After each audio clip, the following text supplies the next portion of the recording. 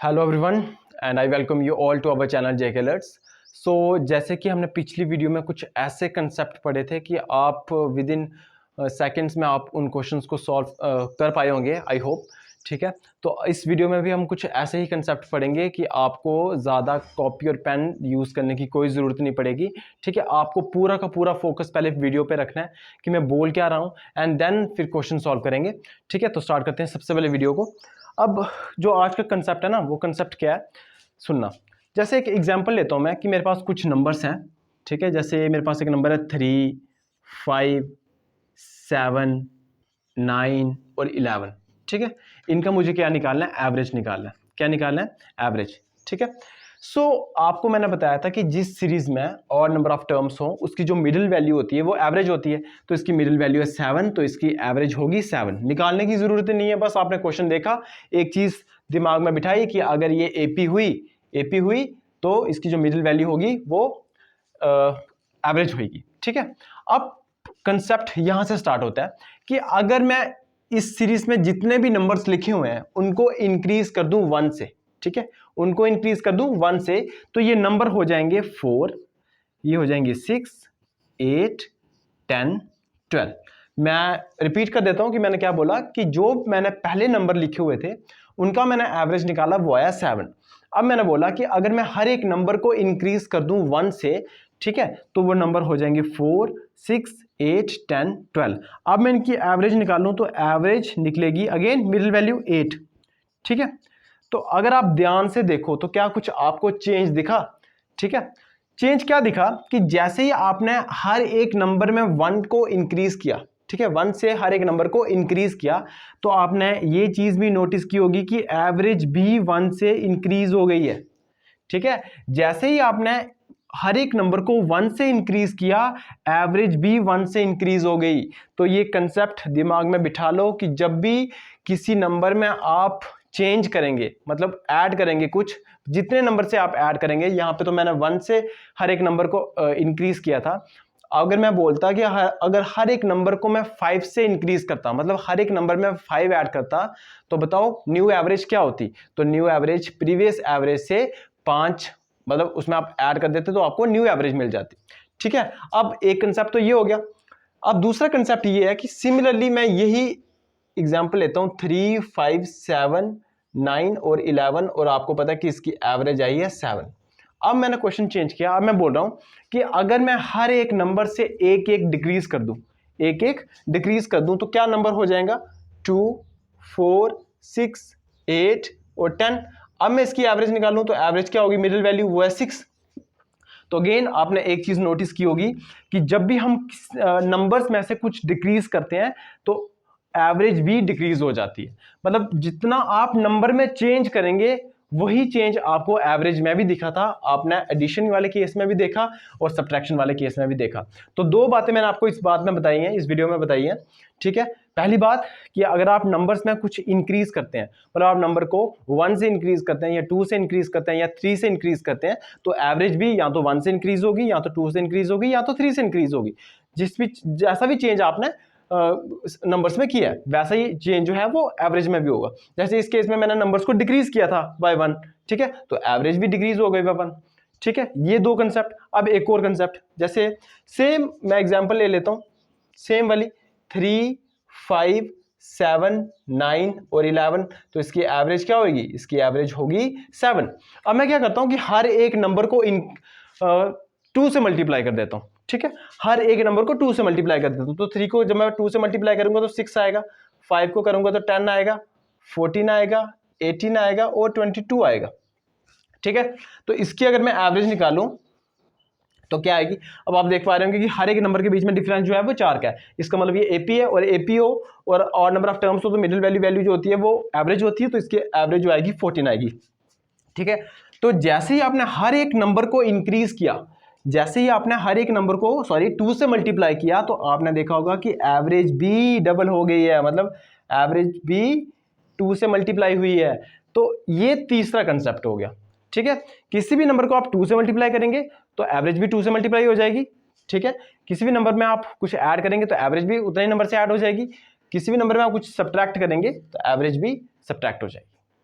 अब उन कंसेप्ट्स को यूज कर लेते हैं क्वेश्चंस में। देखो क्वेश्चन में कैसे पूछा जाएगा, आपको कह रहा है कि 17 नंबर्स हैं, उनकी एवरेज जो है वो 40 है, ठीक है। 17 नंबर्स की एवरेज 40 है। If 3 is added to each number, देखो अब वो चेंज कर रहा है हर एक नंबर को, ठीक है, मतलब उसमें 3 ऐड कर रहा है। अगर मैं हर एक नंबर में 3 ऐड करूं तो बताओ न्यू एवरेज कितनी होगी। तो जैसे आपको मैंने बताया कि अगर आप हर एक नंबर में कुछ ऐड करते हैं, ठीक है, जैसे इसमें 3 ऐड हुआ है तो एवरेज भी 3 से ऐड हो जाएगी। तो पहले 70 नंबर्स की एवरेज थी 40, अब कितनी हो जाएगी 43। तो देखो आपको पेन यूज करने की भी जरूरत नहीं है, बस ध्यान से कंसेप्ट सुनना है। नेक्स्ट क्वेश्चन है, average of 21 numbers is 600। 21 numbers के एवरेज जो है वो 600 है। If each number is divided by 15, अगर मैं हर एक नंबर को, मतलब जो 21 नंबर्स हैं सारे के सारे, उनको मैं 15 से डिवाइड करूं तो बताओ न्यू एवरेज क्या होगी। तो मैंने आपको क्या कहा कि अगर कुछ भी चेंज नंबर में हो रहा है, ठीक है, वही चेंज एवरेज में भी होगा। तो अगर हर एक नंबर 15 से डिवाइड हो रहा है तो एवरेज भी 15 से डिवाइड होगी। अगर जब एवरेज 15 से डिवाइड होगी तो 600 को 15 से डिवाइड करो, वो आएगा 40, है ना। आपको पता ना 15 4 60, तो वो 40 लग गया, तो इसका आंसर होगा 40। अब नेक्स्ट क्वेश्चन है कि average of 12 numbers is 70। 12 numbers की एवरेज है 70। If each number is decreased bye 5, अगर मैं हर एक नंबर को 5 से कम कर दूं, मतलब उसमें 5 जो है वो कम कर दूं, तो बताओ न्यू एवरेज कितनी होगी। तो क्या कोई क्वेश्चन है ये यार। आप देखो कि 12 नंबर की एवरेज 70 है, अगर हर एक नंबर में डिक्रीज कर रहा हूं 5 से तो एवरेज भी डिक्रीज हो जाएगी 5 से। तो मतलब पहले 70 थी, उसमें से 5 कम कर दो तो आ जाएगा 65। तो इसका आंसर होगा 65। तो है कोई ये मुश्किल? बिल्कुल भी मुश्किल नहीं है, बस आपको ध्यान से कंसेप्ट समझना है। अब एक न्यू कंसेप्ट सीखते हैं, ठीक है। क्वेश्चन की हेल्प से मैं बताता हूं आपको। जैसे क्वेश्चन में लिखा हुआ है कि average age of 4 brothers is 12 years. 4 भाई हैं, ठीक है, उनकी एवरेज एज 12 ईयर्स है। कह रहा है कि अगर मदर की एज को भी इंक्लूड कर दूं तो जो एवरेज है वो इंक्रीज हो जाती है 5 से, ठीक है। तो बताओ मदर की एज कितनी होगी। तो सोचने वाली बात है कि अगर जैसे ही मदर की एज इंक्लूड हो रही है 4 भाइयों में तो एवरेज बढ़ रही है। इसका मतलब ये हुआ कि मदर की एज ज्यादा है, इसलिए एवरेज बढ़ रही है, ठीक है। तो इस क्वेश्चन को कैसे डील करना है बिना फॉर्मूले के, वो देखना, ध्यान से सुनना। उन्होंने बोला है कि 4 भाई हैं, उनकी एवरेज है 12 ईयर्स। तो मैं ऐसा मान सकता हूं कि हर एक भाई की एज 12-12 साल है, हाँ मान सकता हूं, ठीक है। और आपको ये पता है क्योंकि मैंने पिछली वीडियो में बताया था कि ये एग्जैक्ट वैल्यू नहीं होती, एवरेज जो है वो एग्जैक्ट वैल्यू नहीं होती। ये रियलिटी में नहीं है कि हर एक भाई जो है वो 12 साल का है, बट हम मान सकते हैं कि हर एक भाई जो है वो 12-12 साल का है, ठीक है। तो हर एक भाई जो है 12-12 साल का है, तो 4 भाइयों की एवरेज कितनी हो गई? 12 हो गई। अब मदर की एज अगर मैं इंक्लूड कर दूं तो मदर की एज इंक्लूड करने से हो क्या रहा है कि इनकी जो एवरेज है वो 5 से इंक्रीज हो रही है। कहने का मतलब पहले एज थी 12, अब हो गई 17, ठीक है। कब 17 कब हुई? जब मदर की एज इंक्लूड कर दी गई। जैसे मैंने इस केस में आपको बताया कि 4 भाइयों की एज जो है, सॉरी एवरेज एज जो है वो 12 साल है, तो मैं ये मान सकता हूं कि हर एक भाई की एज 12 साल है। बट अब देखो 4 भाइयों और एक मदर की एवरेज एज 17 साल है, तो क्या ये मैं मान सकता हूं कि मदर की एज भी 17 साल होगी? यस, मान सकता हूं, ठीक है। बट क्या मदर 17 साल की हो सकती है? नहीं हो सकती, है ना। क्यों मदर 17 साल की क्यों नहीं हो सकती? वो इसलिए नहीं हो सकती क्योंकि हमें पता है कि मदर की एज इंक्लूड करने से ही एवरेज में 5 इयर्स का इंक्रीज हुआ है। इसका मतलब मदर ने कुछ ऐड किया है। इसका मतलब मदर की एज 17 साल नहीं थी, 17 साल से ज्यादा थी। अब हमें यह तो पता है कि 17 साल से ज्यादा थी, बट कितनी ज्यादा थी वो हमें निकालना है, ठीक है। वो कैसे निकालेंगे? देखो जो एवरेज थी वो 12 से 17 हुई है, मतलब कितना इंक्रीज हुआ है? 5 का, ठीक है। और मुझे बताओ ये जो 5 है ये हर एक बाई में इक्वल जो डिस्ट्रीब्यूट हुआ होगा कि नहीं हुआ होगा? जैसे मैंने आपको कहा था पिछले वाले क्वेश्चंस में कि अगर आप हर एक नंबर में कुछ इंक्रीज करते हैं तो एवरेज भी इंक्रीज होती है, अगर आप हर एक नंबर में कुछ डिक्रीज करते हैं तो एवरेज भी डिक्रीज होती है, ठीक है। सिमिलरली अगर एवरेज इंक्रीज हुई है 5 से, इसका मतलब हर एक बाई की एज भी 5 से इंक्रीज हुई होगी, है ना। हुई होगी कि नहीं होगी? तो अगर एक भाई की एज 5 से इंक्रीज हुई है तो 4 भाइयों की एज कितने से इंक्रीज होगी? 20 ईयर से इंक्रीज हुई होगी। तो इसका मतलब 17 + 20, ठीक है। तो मतलब मदर की जो एज थी वो 37 ईयर्स थी। ये कंसेप्ट है, ठीक है। इस पे आप जितने क्वेश्चन प्रैक्टिस कर सकते हैं ना आप करो, और जब आप इसमें मास्टर बन जाओगे तो आपको हार्डली 2 से 3 सेकंड लगेंगे इस क्वेश्चन को सॉल्व करते वक्त। अब बिल्कुल ना वैसा ही क्वेश्चन एक और करते हैं, ठीक है। कह रहा है कि average weight of 17 players of A team is 16 kg। मतलब एक टीम में 17 प्लेयर्स हैं और उनकी एवरेज दी हुई है 16 kg कह रहा है, ठीक है। मतलब एवरेज किसकी दी हुई है, एवरेज वेट की, वेट के बारे में बात हो रही है। New player joins the team and average becomes 21 kg। और एक नया प्लेयर आता है टीम में, ठीक है, और नए प्लेयर के आने से होता क्या है कि एवरेज 21 हो जाती है। कहने का मतलब पहले 16 थी अब 21 हो जाती है, मतलब इंक्रीज हो रही है। कहने का मतलब ये हुआ कि जो नया प्लेयर आ रहा है उसका वेट ज्यादा है, इसीलिए वो हर एक प्लेयर में जो अपना वेट है वो डिस्ट्रीब्यूट कर रहा है एवरेज लेवल करने के लिए। तो आपको बताना है कि न्यू प्लेयर का वेट कितना होगा। सिंपल है, आपको क्या करना है, दोबारा से 17 प्लेयर्स यहां पे लिखना है ऐसे, 17 प्लेयर्स का एवरेज दिया हुआ है 16 kg, ठीक है। एक न्यू प्लेयर आ जाता है, ठीक है। न्यू प्लेयर के आने से होता क्या है कि इनकी एवरेज 21 हो जाती है। कितनी हो जाती है, 21। तो अब जैसे मैंने आपको पहले क्वेश्चन में बताया कि 17 ईयर्स की एवरेज वेट जो है वो 16 kg है, तो मैं ये मान सकता हूं कि हर एक प्लेयर का वेट जो है वो 16 kg है, ठीक है, मान सकता हूं। अब जैसे ही न्यू प्लेयर आया तो एवरेज एज जो बन गई वो 21 kg बन गई। तो क्या मैं अब ये मान सकता हूं कि इन सबकी एवरेज एज 21 kg है? तो क्या मैं ये मान सकता हूं कि इनका हर एक का वेट 21 kg है? यस, मान सकता हूं। इसका मतलब ये हुआ कि जो न्यू प्लेयर है इसका वेट भी 21 kg होगा। बट क्या इसका 121 kg है? क्या इसका वेट 21 kg है? नहीं, इसका वेट 21 kg से ज्यादा होगा। क्यों? क्योंकि आपको पता है कि इसके आने से एवरेज बढ़ गई है, ठीक है। अब हमें यह बताना है कि इसका वेट कितना ज्यादा होगा, ठीक है। तो अब मुझे एक बात बताओ कि हर एक, देखो पहले एवरेज 16 से 21 होगी, मतलब 5 का इंक्रीज हुआ, और अगर एवरेज में 5 का इंक्रीज हुआ है इसका मतलब जितने भी यहां पे बंदे होंगे उनमें भी 5-5 का इंक्रीज हुआ होगा। तो मैं ऐसा कह सकता हूं कि एक पर्सन में 5 kg का वेट हुआ है इंक्रीज, ठीक है। तो 17 पर्सन में कितने kg का वेट इंक्रीज हुआ होगा? 17 इंटू 5, ठीक है, वो हो गया 85, ठीक है। तो मैं इसमें 85 ऐड कर देता हूं। क्यों? क्योंकि ये 85 जो वेट था ना, ये इसका ही वेट था, बट इसने क्या कर दिया, एवरेज करने के लिए सबको अपना जो वेट है वो इक्वली डिस्ट्रीब्यूट कर दिया। तो अब इसका जो वेट हो गया वो हो गया 106 kg, ठीक है। तो मतलब जो न्यू प्लेयर आया था इसका एवरेज वेट था 106 kg, ठीक है, और ज्यादा था इसीलिए इसने क्या कर दिया, जो एवरेज वेट था वो इंक्रीज कर दिया, ठीक है। तो ये आपको निकालना होता है बस कि ये कितना इसने डिस्ट्रीब्यूट किया, ठीक है। एक बार मैं रिपीट कर दूं दोबारा से कि 17% की जो एवरेज थी वो 16 kg थी, तो मैं ये मान सकता हूं कि हर एक पर्सन का एवरेज जो वेट था वो 16 kg था, मानने में कुछ भी नहीं जाता। फिर जैसे ही एक न्यू प्लेयर आता है तो एवरेज जो है वो 5 से बढ़ जाता है, मतलब 21 kg हो जाता है। तो मैं अब ये मान सकता हूं कि हर एक प्लेयर का अब वेट 21 kg है। यस, मान सकता हूं। तो इसका मतलब न्यू प्लेयर का वेट भी 21 kg होगा। बट क्या न्यू प्लेयर का जो वेट है वो 21 kg हो सकता है? नहीं हो सकता है, ज्यादा होगा। क्यों?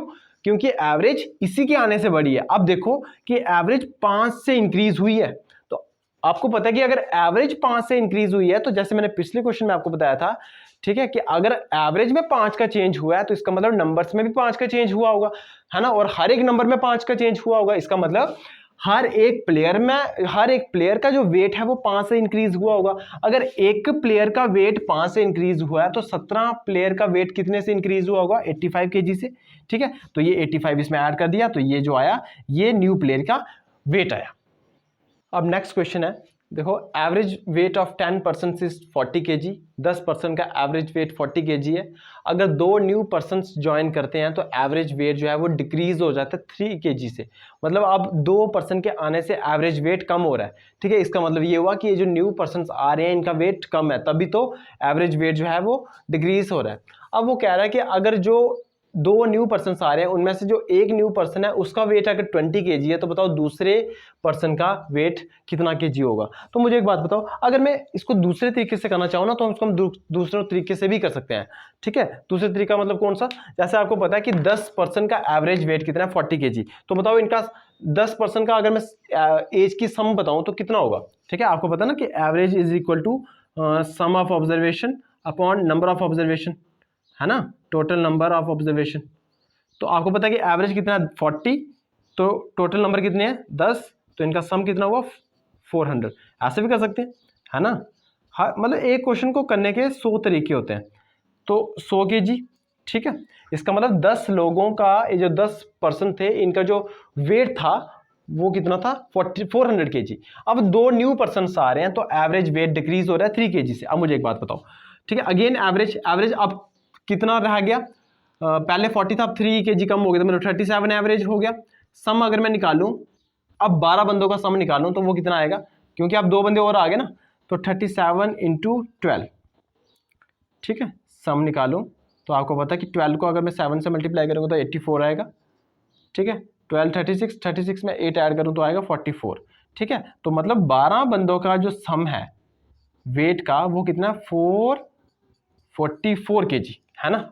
इसका मतलब देखो कि 10 बंदों का था 400 और 12 बंदों का आ गया 44 kg। इसका मतलब जो 2 न्यू एक्स्ट्रा बंदे आए थे उनका दोनों का मिला के 44 kg था, है ना। जो 2 न्यू बंदे आए थे उन दोनों का मिला के कितना था, 44 kg था। अब मुझे एक बात बताओ, ठीक है, 2 जो न्यू बंदे आए थे ए और बी, उनका एज नहीं, वेट, उनका वेट का जो सम था वो कितना था, 44 kg, और मुझे बताया हुआ था कि एक पर्सन का वेट कितना, 20, ठीक है, एक का 20 है तो दूसरे का कितना होगा, सिंपल होगा 24 kg। तो इस तरीके से भी कर सकते हैं आप, और जो पहले वाले क्वेश्चन किए हैं वो भी इस तरीके से कर सकते हैं, बट ठीक है, और जो पहले वाला हमने क्वेश्चन किया उसमें जो हमने तरीका आजमाया हम इसमें भी कर सकते हैं, बट मैं ये इसलिए बता रहा हूँ क्योंकि ये वाले तरीके से भी आप कर सकते हो अगर आपको कभी कंफ्यूजन हो जाए तो, ठीक है। तो ये बेसिक अप्रोच रहती है, बेसिक अप्रोच तो आपको पता ही होनी चाहिए, इसलिए मैंने आपको इस बेसिक अप्रोच से भी बता दिया।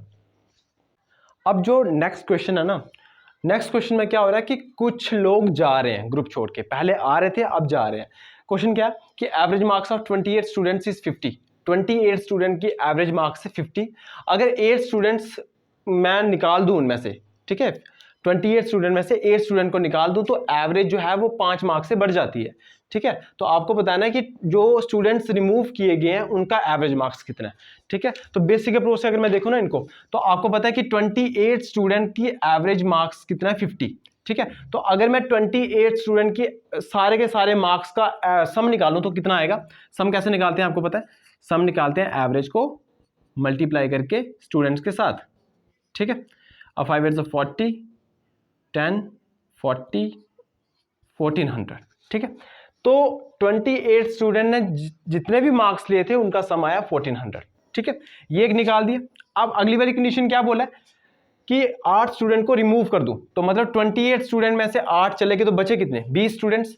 तो 20 स्टूडेंट्स का अगर मैं देखूं तो एवरेज कितना हो गया, 55, क्योंकि उसने बोला कि 8 स्टूडेंट जब चले गए तो एवरेज 5 से इंक्रीज हो गया, तो मतलब 20 स्टूडेंट का एवरेज कितना हो गया, 55 हो गया, ठीक है। तो इनका सम कितना हुआ, मतलब जो बच गए स्टूडेंट्स 20, उनका एवरेज कितना हो गया, उनका सम कितना हो गया, उनका हो गया 110, मतलब ठीक है, और 0 इसका लगा दिया। तो कहने का मतलब ये हुआ, मैं रिपीट कर देता हूं एक बार, कि जो पहले 28 स्टूडेंट थे उनकी एवरेज मार्क्स थे 50, तो मैंने उनका सम निकाल दिया, वो आया 1400 मार्क्स, ठीक है।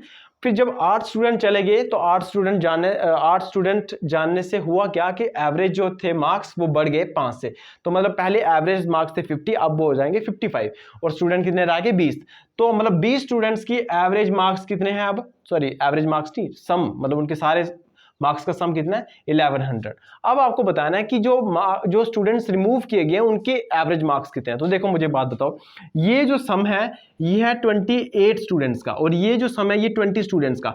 अगर मैं इनका डिफरेंस निकालूं तो डिफरेंस आएगा 300। तो ये 300 जो मार्क्स होंगे ये किन के होंगे, ये उन बच्चों के होंगे जो रिमूव किए गए, 8 बच्चों के। तो कहने का मतलब ये उनका सम है, ये किनका सम है, ये सम है उन 8 बच्चों का।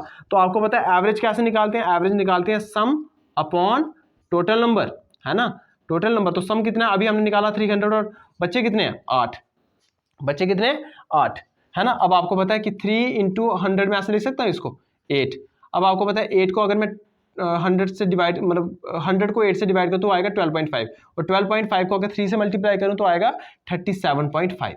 तो कहने का मतलब ये जो बच्चे रिमूव किए गए थे इनकी एवरेज कितनी है, 37.5, मतलब इनके एवरेज मार्क्स थे 37.5। बिल्कुल बेसिक अप्रोच है यार, ये सिर्फ समझाने में आपको ऐसा लग रहा होगा कि टाइम लग रहा है, बट आपको ये पता है जब ये आप 10 से 12 क्वेश्चन इस तरह के कर लोगे ना, तो आपको पता है इनका सम निकालना है, सम का डिफरेंस निकालना है, जो डिफरेंस आएगा वही उनका सम होगा, और जितने भी नंबर होंगे उनसे 8 से डिवाइड कर देना, मतलब हार्डली से 15 सेकेंड, ठीक है, हार्डली से हार्डली 15 सेकेंड्स। तो अब मैं आपको कुछ क्वेश्चंस प्रैक्टिस करने के लिए देता हूं, ठीक है, आपको मतलब वो उनके जो आंसर होंगे कमेंट सेक्शन में देने हैं, जरूर देने हैं। ये क्वेश्चंस आपको घर पे प्रैक्टिस करने हैं, ठीक है, और इनका आंसर मुझे अपना कमेंट सेक्शन में देना है, ठीक है। सो इस वीडियो में इतना ही, मिलते हैं नेक्स्ट वीडियो में। Thank you.